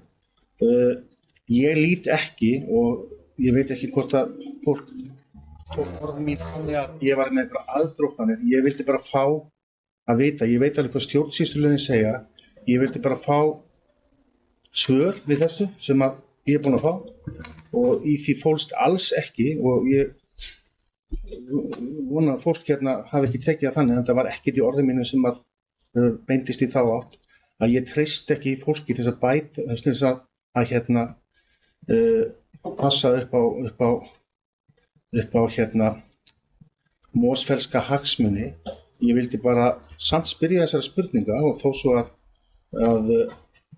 annar maður á lista, bæjarfulltrúi Aldís, sé ekki tengt fjölskylduböndum við oddvitana, þá óneitanlega, og við getum ekki neita því, þá óneitanlega hlýtur þetta að vera miklu flóknara mál út frá tengslum oddvitans, og þó hún sé eiginkona eins landeiganda, sem eiginkona landeiganda, þá hún náttúrulega eigandi líka, og það hlýtur þá að það liggur í augum uppi að þetta ekki bara hver sem að þarna að ræða, heldur þetta oddviti Framsóknarmanna, fjölskylda hennar og eiginmanns hennar sem á þarna í hlut, sem að gera þessa kröfu á bæinn, og við förum kannski betur yfir það eftir bæjar og bæjarstjórn hvaða áhrif þetta hefur á bæinn, og sérstaklega varðandi lóðaúthlutanir og annað sem eru öll í frosti núna, en við auðvitað bíðum eftir niðurstöðu þess hvort að héraðsdómur tekur frávísun sýslumannsembættis sem snýr honum við. Ef að það ekki, þá þetta mál einfaldlega dautt. En ég vildi bara varpa þessari spurningu fram vegna þess að eitt stjórnsýslulega séð og hitt bara eitthvað sem að við bara metum þá okkar hæfi eins og margoft hefur komið fram. Lovísa sat með mér í skipulagsnefnd hér á síðasta kjörtímabili og ég man nú bara eftir nokkrum dæmi þar sem að oddviti vina Mosfellsbæjar þurfti að víkja að fundum það til að vera að fjalla um einhverja breytingar á deiliskipulagi fyrir einhver sumarbústaðalóð sem að einhver kona aftar á listanum á honum átti. Þannig að hann taldi sig vera vanhæfan þar. Þannig að ég vildi bara fá þetta fram. Ég veit hvað stjórnsýslan segir. Mér alveg sama þó að forseti fórni höndum. Ég bara segja hvernig menn mátu vanhæfi sér á þeim tíma. Takk fyrir. Takk fyrir þetta. Það kannski, fleiri sem vilja tjá sig þetta mál. Svo virðist ekki vera, þannig að þá tel ég umræðu lokið. Og forseti vill spyrja hvort að einhver vilji taka til máls undir máli 9.4. Til þess að ljúka bara þessari umræðu þannig að oddviti Framsóknar getur komið í salinn aftur. Það virðist enginn vilja taka til máls undir máli 9.4. Þannig að það óhætt fyrir oddvita Framsóknar að ganga í salinn og varamannin að Það ekki að kjósa fyrst. Jú, takk fyrir ábendinguna bæjarfulltrúi Rúnar að við þurfum alltaf að kjósa þessi tvö og svo kjósum við alla fundagerðina. Þannig að það ekki kostningum sem máli það. Nei, við þurfum bara að staðfesta. Þannig að ég bið bæjarfulltrúi að gefa merki hvort þeir staðfesta niðurstöðu bæjarráðs um máli 9.4 með þeir rétt upp hönd þeir sem það vilja gera og það eru 11 hendur og ég bið enn fremur bæjarfulltrúa að gefa að greiða atkvæði hvort þeir staðfesta afgreiðslu bæjarráðs í máli 9.5 með því að rétt upp hönd og það eru 11 hendur á lofti. Það þakka ég bæjarfulltrúa fyrir þetta og nú varafulltrúa óhætt að víkja að fundi og kalla inn aðalfulltrúa. Það voru heilmörg önnur mál á dagskrá þessa bæjarráðsfundar. Einhver önnur mál sem bæjarfulltrúa óska eftir að taka til máls undir? Og Halla Karen mun taka til máls undir. Já, ok. Hvað dvelur fulltrúan? Já, hann fór að kalla á hann að segja.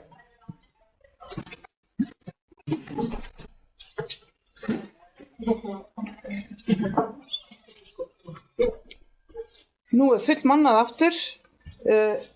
Forseti var að varpa þeirri spurningu fram til fundarins hvort það væri einhver önnur mál sem bæjarfulltrúar vilja ræða í fundagerð bæjarráðs. sem er 9. mál bæjaráðið. Já, ég vil taka til máls það. Já, gerðu svo vel bæjarfulltrúa Halla Karen. Við gerum það núna. Já, takk. Nýja, fyrst sko.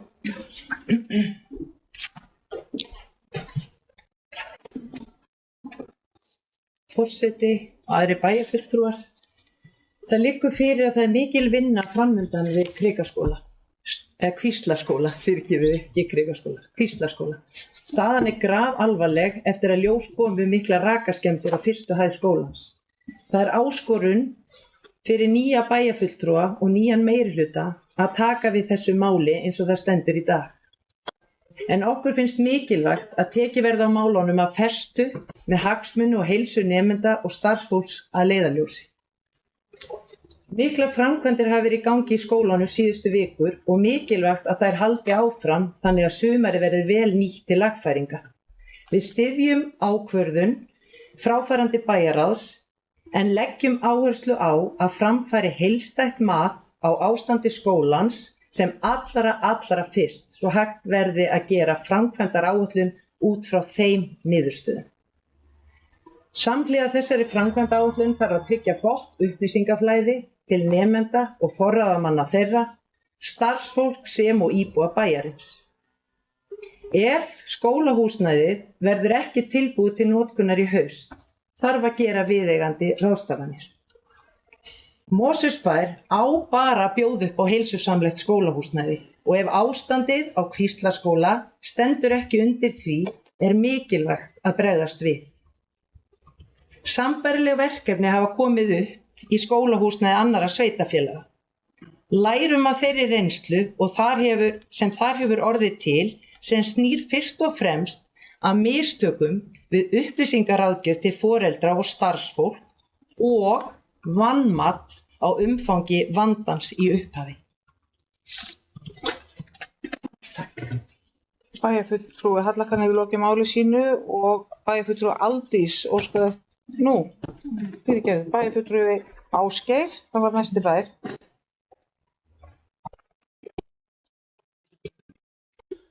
Við höldum okkur í aðeinu áinu, öllu stöðum, forseti. Ég kem hér upp til þess að taka undir orð Höllu Karenar í þessu mikilvæga máli og vil samt benda á og setja hrós á umhverfissviðið sem að tók á þessu máli leið og það kom upp núna snemma í vor sem voru gríðarleg vonbrigði fyrir okkur vegna þess að eins og þeir vita sem að sátu hér á síðastu kjörtímabili að þá er búið að leggja í mikla vinnu við endurbætur á Kvíslaskóla og búið að taka bæði Varmárskóla og Kvíslaskóla algjörlega í nefið og svo vinna hefur staðið síðan 2015 í þeim skólum. Þetta eru auðvitað gamlar byggingar þó að Varmárskóli sé vissulega eldri heldur en Kvíslaskóli en oft vill það verða þannig að þegar að umbætur fara í gang og það er gert við eitthvað í eldri húsnæði að þá bilar eitthvað annað. Það er bara þekkt og því miður að þá er þetta niðurstaðan að eftir að Efla hafði unnið þarna við úttektir á þeim vikinu sem fóru þarna fram 2019 og 2020 að með minnur jafnvel inn á árið 2021 þá kemur þetta í ljós í vor og það var farið strax í að greina vandann og það er ekkert verið að vanmeta hann er bara þá komið í ljós og það er verið að taka málinu hratt og vel eins og Halla Karen er að tala um. Það er í gangi verkferill og skipulag til þess að taka á þessu. Þarna að ræða lagnir sem er í gólfi og undir húsinu og í kringum húsið sem að bila. Þarna ekki einhver langvarandi myglu vandamál heldur þetta er raki sem að kemur vegna bilara lagna sem að á sér ekki langan feril, þetta bara kom fyrir í vor. Þannig að það er verið að taka strax á þessu.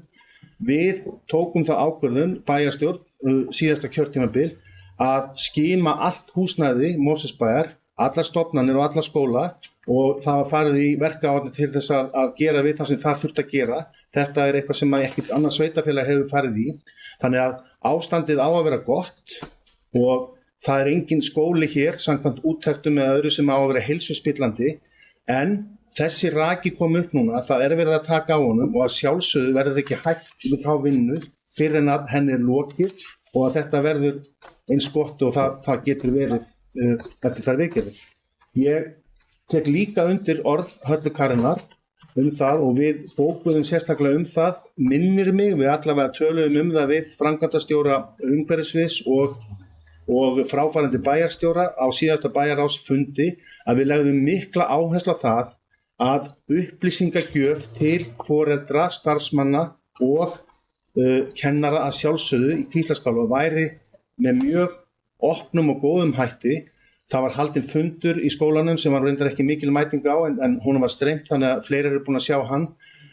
Umræðan þar var kannski svona svolítið, ég veit ekki hvernig ég á orða það, hún var kannski á smá villigötum en auðvitað ég skil það að fólk hefur miklar áhyggjur en það er mjög mikilvægt og við höfum lagt áherslu á það og vonandi getum við fylgt því eftir hér ný bæjarstjórn að bæði í tölvupóstkerfum og öðrum kerfum sem eru til fyrir skólan og líka hérna bara á heimasíðu Mosfellsbæjar og jafnvel þá bara í greinum í Mosfellingi að fólk verði upplýst þetta jafn óðum og hlutirnir að gerast þannig að það séu allir á sömu blaðsíðunni hver staðan hvað er búið að gera og hvað á eftir að gera. Mjög mikilvægt. Takk fyrir. Óska fleiri eftir að taka til máls undir máli 9.1.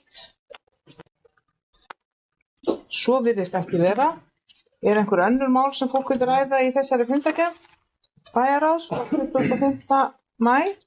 Forseti, við erum með bókun undir 9.1. Viltu bána núna? Já, bara núna. Bara senda bæði forseta og ritara. Eru einhver önnur mál sem fólk vil ræða?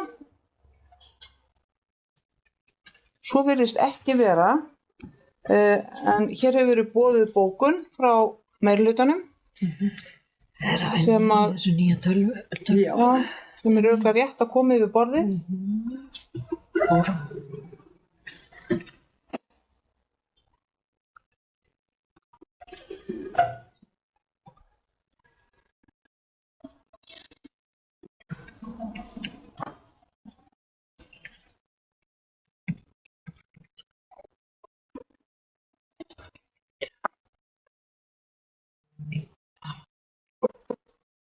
Já, ok. Er bókunin að koma? Hún að fljúga gegnum eitthvað. Já. Það er bókun við þetta mál. Ég fór á Mósnetungi. Já, ég er með það opið núna, sko. Hér er bókun, það klára þetta mál hérna og það er bókun BS og C-lista.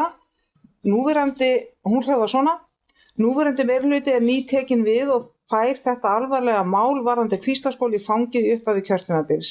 Fyrir þessum fundi í dag liggur fyrir að staðfesta ákvörðun síðasta bæjarráðs að fara að tillögum umhverfissviðs framkvæmdir vegna rakaskemmda í Kvíslarskóla og auknar fjárheimildir vegna þeirra framkvæmda.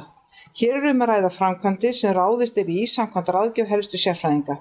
Samhliða þessum framkvæmdum verið að gera heildarúttekt á allri byggingunni. Það er mat okkar á grundvelli þeirra upplýsingar sem liggja fyrir í dag að óábyrgt sé að fresta afgreiðslu málsins enda myndi það þýða að framkvæmdir stöðvast. Vonir standa til þess að hægt sé að ráðast í allar nauðsynlegar framkvæmdir í sumar þannig að húsnæði verði orðið öruggt fyrir nemendur og starfsfólk næsta haust enda nauðsynlegt að bæjaryfirvöld leiti allra ráða til að gera skólahúsnæði bæjarins heilnæmt til íveru. Bæjarfulltrúar BS og C-lista taka það skýrt fram að nauðsynlegt að fá niðurstöður í heildarúttekt á raka og mögulegum rakaskemmdum í Kvíslarskóla sem allra fyrst og birta niðurstöður þeirrar úttektar. Þegar þær niðurstöður liggja fyrir verða teknar frekar ákvarðanir framhaldið. Þetta var bókun B, C og S-lista.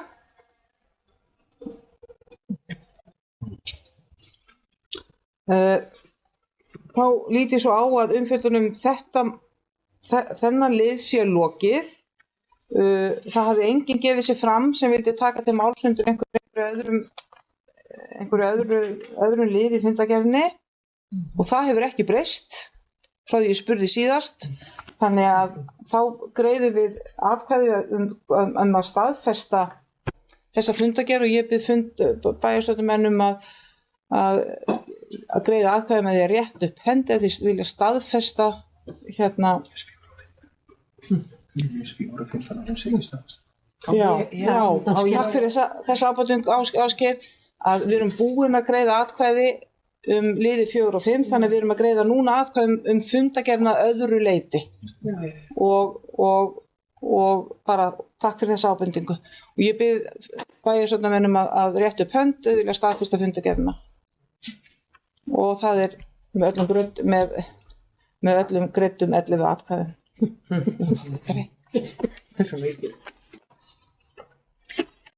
Þeir eru áframheldur fundurinn og við erum komin, hvert erum við komin? Við erum komin að 10. máli sem er fjölskyldunefnd Mosfellsbæjar. Þar var einungis 1 mál á dagskrá, það var trúnaðarmál sem að náttúrulega ekki eru rædd á bæjarstjórnarfundi. Bæjarfulltrúi Rúnarbæjar, varstu að óska eftir orðinu? Já, gjörðu svo vel.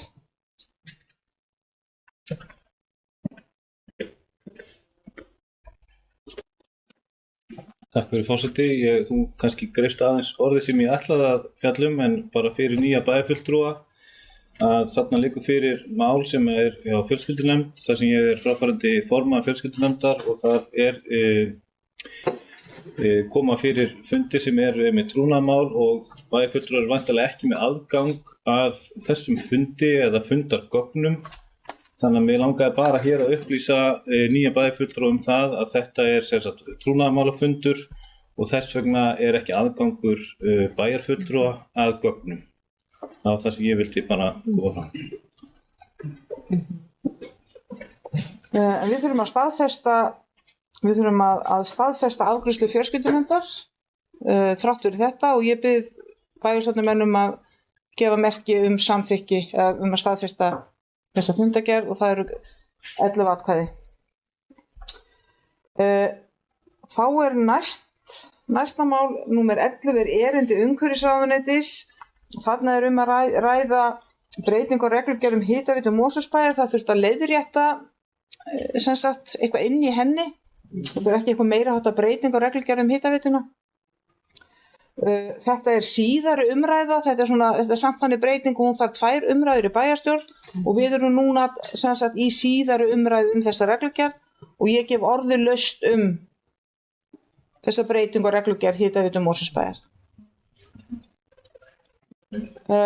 Það kveður sér engin hljóðs þannig að við vindum okkur í atkvæðagreiðslu og ég bið bæjarstjórnarmenn að gefa merki hvort þeir samþykki þessa breytingu og hún er samþykkt með 11 greiddum atkvæðum.